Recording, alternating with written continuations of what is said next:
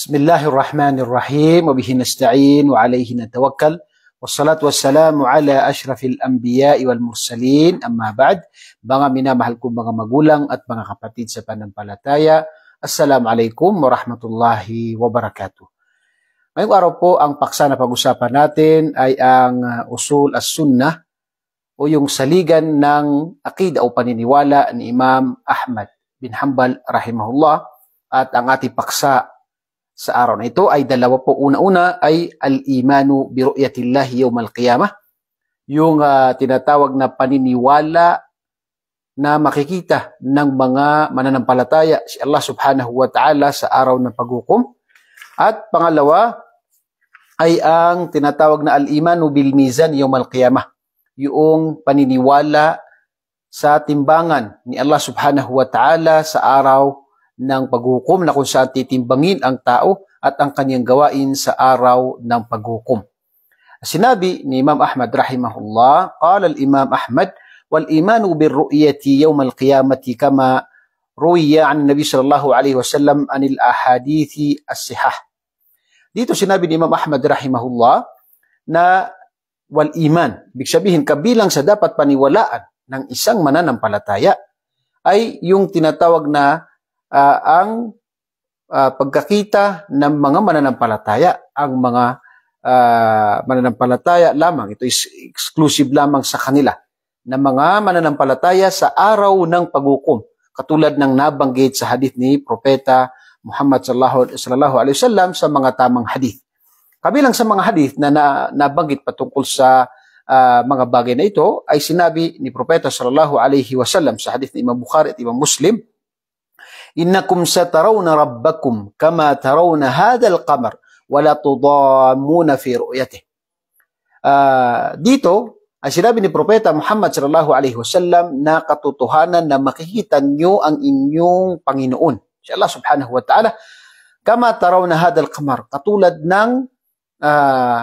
ng pagkakita niyo sa buwan na ito. Ibig sabihin ay malinaw.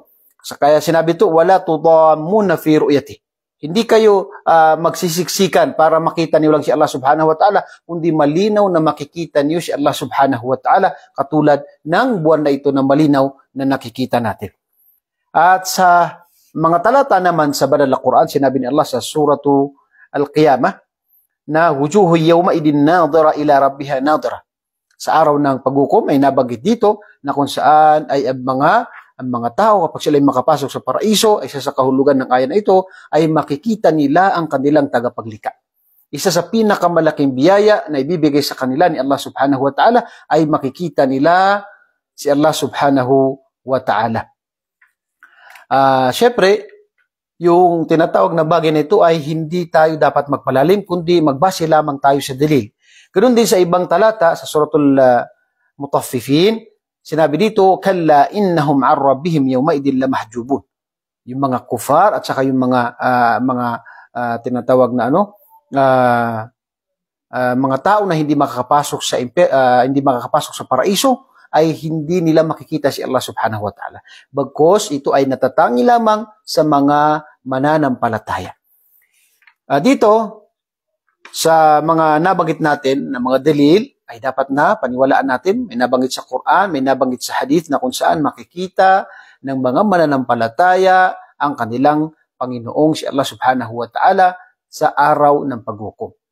Ganon din, sinabi dito, wa anna Nabi sallallahu alaihi wasallam qad ra'a rabbahu fa innahu ma'thurun an Rasulillah sallallahu alaihi wasallam wa sahihun rawahu Qatada an Ikrima an Ibn Abbas. Okay, dito naman ay nahati yung mga pananaw ng mga ulama dito sa Ahlus Sunnah wal Jamaah kung nakita ba ni Propeta Muhammad sallallahu alaihi wasallam ang kanyang tagapaglikha na si Allah subhanahu wa ta'ala nung siya ay nag-Isra wal Mi'raj. At malinaw sa hadith na kung saan ay sinabi ni Aisha radhiyallahu anha nung tanungin niya si Propeta sallallahu alaihi wasallam, tinanong si Aisha radhiyallahu anha kung nakita ba ni Propeta sallallahu alaihi wasallam si Allah subhanahu wa ta'ala.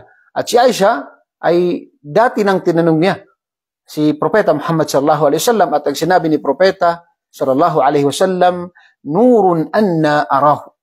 Ibig sabihin ay liwanag lamang ang nakikita ni Propeta Muhammad sallallahu alaihi wasallam dahil napakalayo ito, hindi niya makita si Allah subhanahu wa ta'ala, kundi liwanag lamang ang nakikita niya. At ayon kay Sheikhul Islam Ibn Taymiyyah rahimahullah na ang tama na nabanggit sa hadith ay ang Allah subhanahu wa ta'ala ay nakita ni Propeta Muhammad sallallahu alaihi wasallam sa kanyang puso at hindi sa tinatawag na tunay sa pamagitan ng kanyang mata. Pangalawa, dahil binanggit ni Aisha sa kanyang hadith na kung saan ay hindi nakita ni Propeta Muhammad sallallahu alaihi wasallam ang Allah sa Isra wal Mi'raj. So hindi niya nakita. So dahil dito ay ang mga nabanggit na patungkol dito ay nagkaroon ng dalawang pananaw ng mga ulama, ngunit ang pinakatama ay yung tinatawag na ang Allah subhanahu wa ta'ala ay nakita ni Propeta Muhammad sallallahu alaihi wasallam sa pamagitan ng kanyang puso, at ganoon din katulad ng sinabi ni Aisha na hindi niya nakita si Allah subhanahu wa ta'ala sa araw ng Isra wal Mi'raj, na kung saan ang kanyang nabanggit sa hadith ay yung nurun, liwanag ang nakita ni Propeta Muhammad sallallahu alaihi wasallam. So malinaw po yan.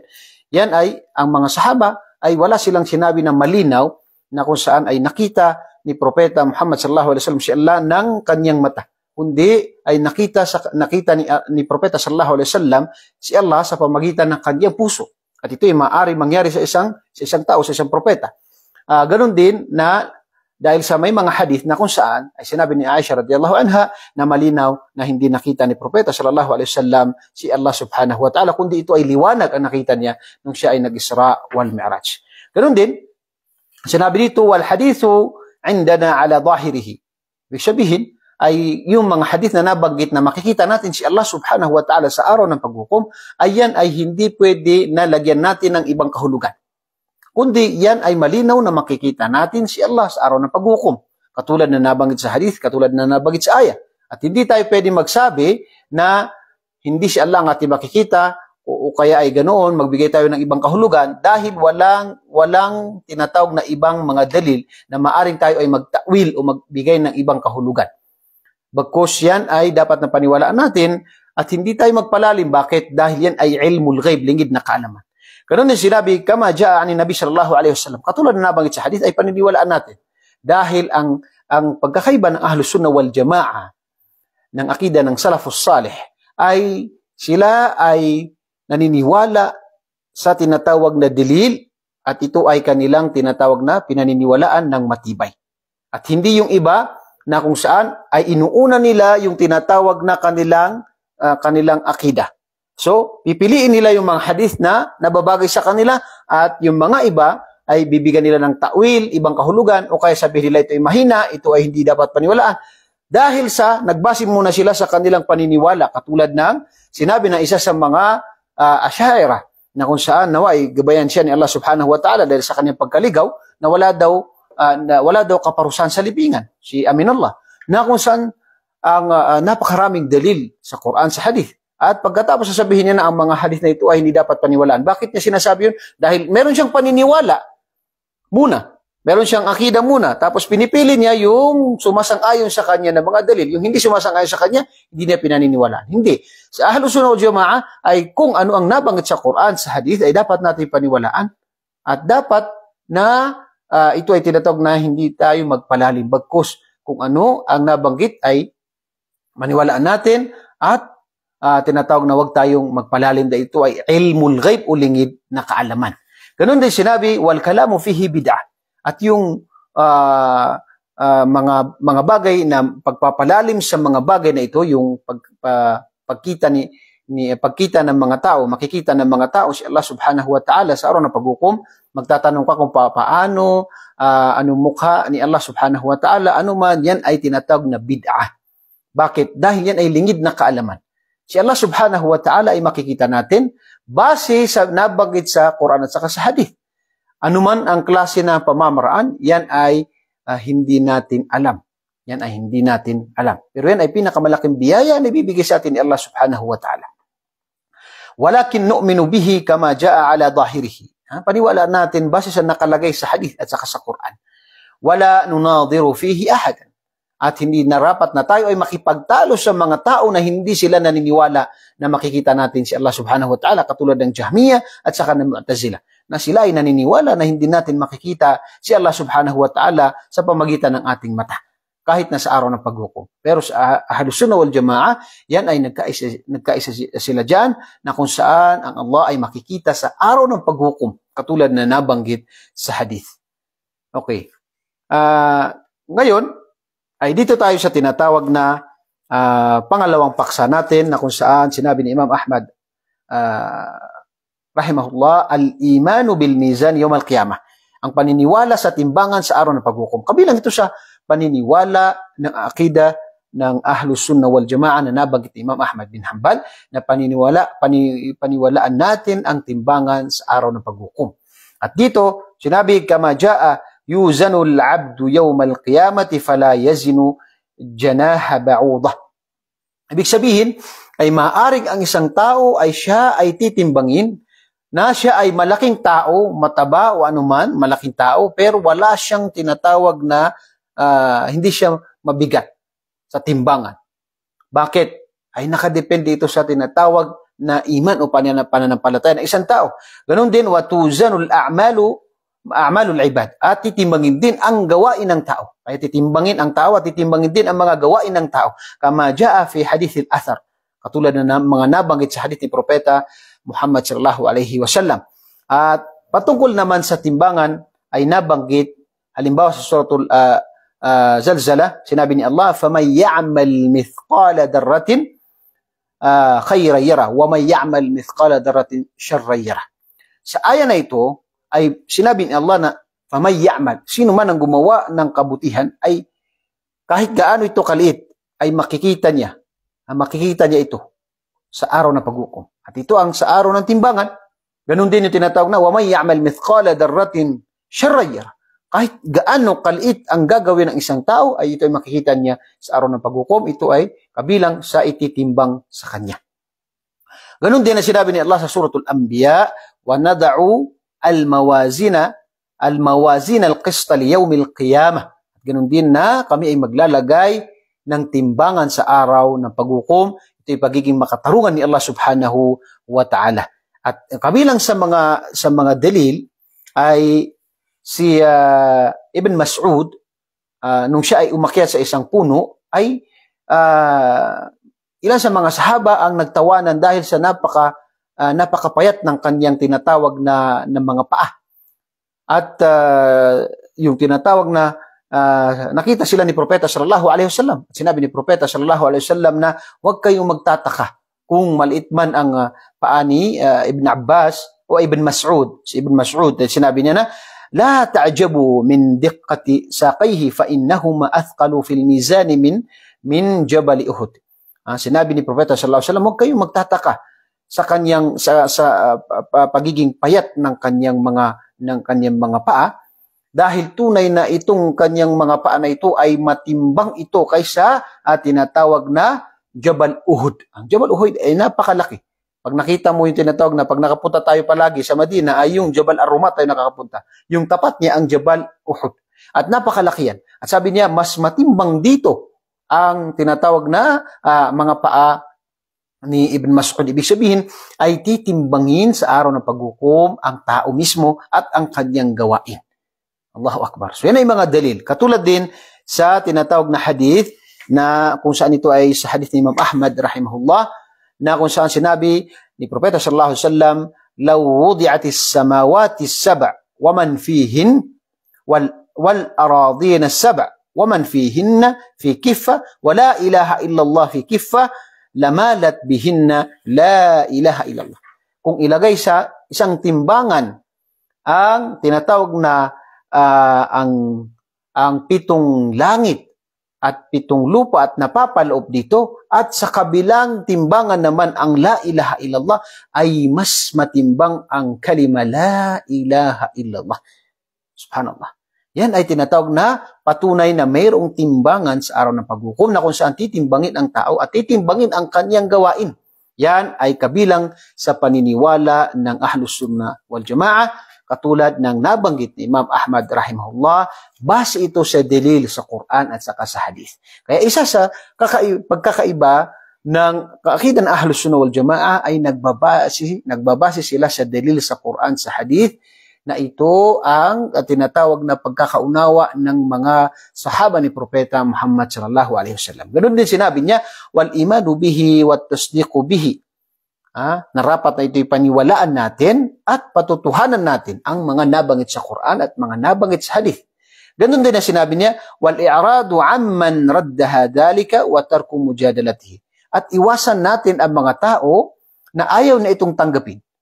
Ang mga tao na hindi niya tinatanggap ang Quran, ang hadith, nagbabase siya sa kanyang kaisipan, hindi niya tinatanggap yung mga hadith na ito, ay hindi natin dapat sayangin ang mga oras natin sa kanila dahil wala tayong mapapala. Maliban na lamang kung kinakailangan na paliwanagan natin sila, pero kung mismo ang Quran at saka hadith hindi na tinatanggap, ay sigurado na mas lalong hindi nila tatanggapin ang ibang mga paliwanag.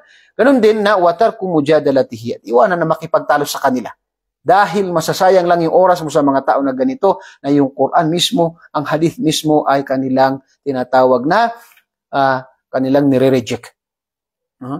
Sabi nila, subhanallah, paano mo sasabihin na may parusa sa libingan? Pag hinukay mo ang libingan, wala namang parusa dito.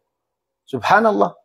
Nabanggit sa hadith ni Propeta sallallahu alaihi wasallam, darating ang Munkar wa Nakir, tatanungin nila, man rabbuka, man nabiyuka, at saka ito datong na madinuka. Tatanong siya, sino Panginoon mo, anong relihiyon mo, sinong propeta mo. At ganoon din na may mga dua tayo na, ya Allah, sa hadith ni Propeta sallallahu alaihi wasallam, Allahumma inni a'udzuka min fitnatil qabr. Tayo, ya Allah, iligtas mo kami mula sa fitna ng qabr. So lahat yan, may mga hadith ni Propeta sallallahu alaihi wasallam. Yung dalawang pinaparusahan sa libingan na dinaanan ni Propeta sallallahu alaihi wasallam, napakaraming dalil ng parusa at yung tinatawag na biyaya gantimpala sa tinatawag na libingan. Which is ito ay nakabase sa Quran at saka sa hadith. Na sino man ang gumawa ng bagay na ito ay kanyang gantimpala. Sino man ang gumawa dito ay ito ay kanyang tinatawag na kaparusahan. Kaya wag nating sabihin na unfair si Allah subhanahu wa ta'ala dahil mayroong mga hadith na nabanggit at nagbabala si Propeta Muhammad sallallahu alaihi wasallam na mayroong kaparusahan dito at mayroong ding mga biyaya dito. At ito ang tinatawag na barzakh bago tayo buhayin muli at tumating sa araw ng paglilitis, araw ng paghukom. Kaya ito po ay narapat na malaman ng isang mananampalataya at ito ay paniwalaan niya, isabuhay niya at ganoon din ibahagi niya sa mga tao na alam niya na kailangan nila ang kaalaman na ito. So dito, isa sa mga kinukuha natin dito ay bakit pinag-aralan natin ito? Dahil si Imam Ahmad bin Hanbal rahimahullah ay isa sa imam ng Ahlus Sunnah wal Jamaah. At kabilang sa mga saligan na paniniwala na nabanggit dito ay yung paniniwala sa makikita natin si Allah subhanahu wa ta'ala sa araw ng paghukom. At ito ay sa mga mananampalataya lamang. Ganun din na yung timbangan sa araw ng paghukom na titimbangin ang tao, ganun din ang kanyang mga gawain. Ito po ay mahalaga dahil subhanallah, minsan ay hindi ka kapanipaniwala na may mga tao na ito ay hindi pinaniniwalaan. Subhanallah, dahil sa ginagamit nila una-una yung kanilang sariling pananaw at hindi sila nagbabase sa dalil. So yan ay tanda ng kanilang pagkaligaw. Subhanallah. Naway ligtas tayo ni Allah subhanahu wa ta'ala mula sa ganitong mga paniniwala na mga ligaw na paniniwala at tayo ay mabilang sa Ahlus Sunnah wal Jamaah at hiling ko kay Allah subhanahu wa ta'ala na tanggapin niya ang ating mga mabubuting gawa. Ako muli nagpapasalamat sa inyo at bumabati na Assalamualaikum warahmatullahi wabarakatuh.